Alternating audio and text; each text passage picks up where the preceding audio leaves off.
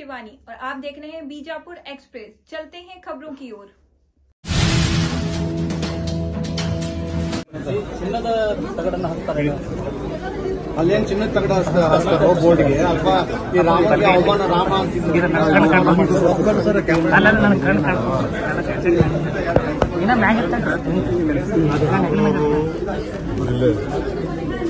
Sir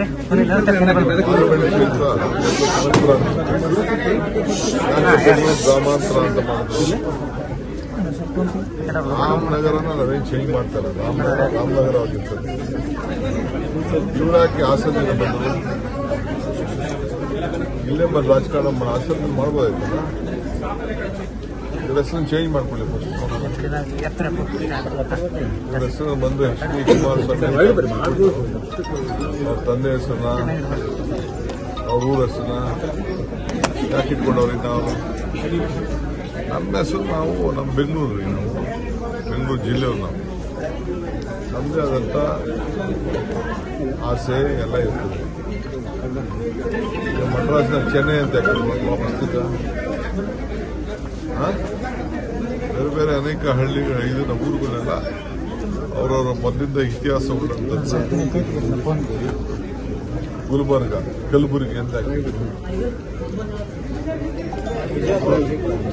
ನಮ್ಮ ಜಿಲ್ಲೆ, ಅದು ಬೆಂಗಳೂರು ಜಿಲ್ಲೆ ಇಟ್ಟಿದ್ದೀವಿ.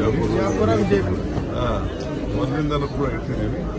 ಅವ್ರಿಗೇನು ತೊಂದರೆ ಅಂತ ನಾವೇನು ಮಾಡ್ತೀವಿ ಅನ್ನೋದು ಆಮೇಲೆ ನೋಡ್ಲಿ. ಸರ್ ಅವರ ಆರೋಪ ಏನು ಸರ್?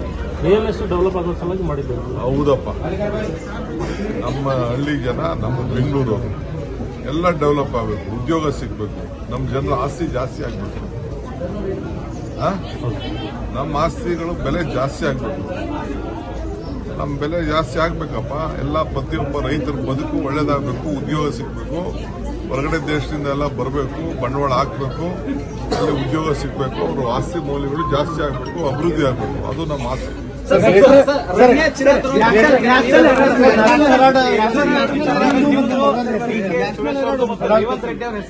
ಹೌದಪ್ಪ, ನಾವು ನ್ಯಾಷನಲ್ ಹಾಲ್ಗೆ ನಾನು 25 ಲಕ್ಷ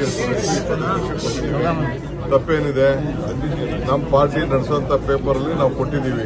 ಏನ್ ತಪ್ಪೇನಿದೆ? ಅಂದ್ರೆ 2.5 ಕೋಟಿ ರೂಪಾಯಿ ದೇಣಿಗೆ ಕೊಟ್ಟಿದ್ದಾರೆ. ಹೌದು, ನಮ್ಮ ಟ್ರಸ್ಟ್ ಇದ್ದರೂ ಕೊಟ್ಟಿದ್ದೀವಿ. ಅದರಿಂದ ಏನು ಇದಾಗಲ್ಲ, ಕೊಟ್ಟದೇನು ಏನ್ ಕೊಟ್ಟಿದ್ದೆ? ನಾವೇನು ಇಲ್ಲ ಅಂತ ನಾವೇನು ಕದ್ದು ಕೊಟ್ಟಿದೀವ? ರಾಜಾರಾಷ್ಟ್ರವಾಗಿ ನಾವು ಸಂಪಾದನೆ ಮಾಡೋಂಥ ನಮ್ಮ ಆಸ್ತಿಯಿಂದ ನಾವು ಕೊಟ್ಟಿದೀವಪ್ಪ.